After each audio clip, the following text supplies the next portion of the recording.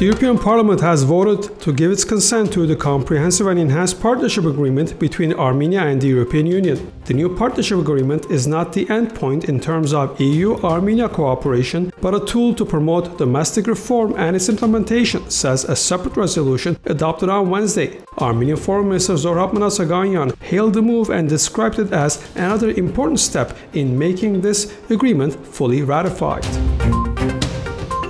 The officers of Armenia's National Security Service conducted a special operation at the house of Alexander Sargsyan, the brother of ex-president Serzh Sargsyan. On June 25th, Alexander Sargsyan was detained on suspicion of illegal possession of arms, but the weapon turned to be legal, and he was later released.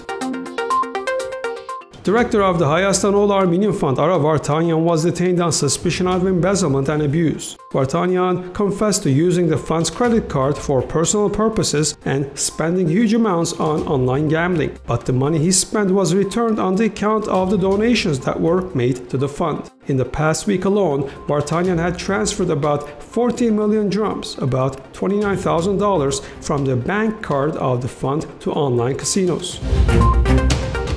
The Special Investigation Service of Armenia has sent to second President Robert Kocharyan a writ along the lines of the ongoing criminal case into the events that had occurred in capital Yerevan on March 1st and 2nd, 2008. Service Chief Serzh Sargsyan told about the aforementioned to reporters before Wednesday's cabinet session of the government.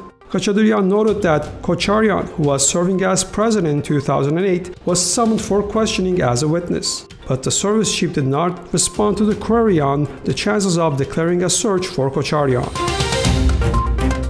The first meeting of the Parliamentary Working Group on making amendments to the election law, and which comprises representatives from the four factions, was held Wednesday at the National Assembly of Armenia.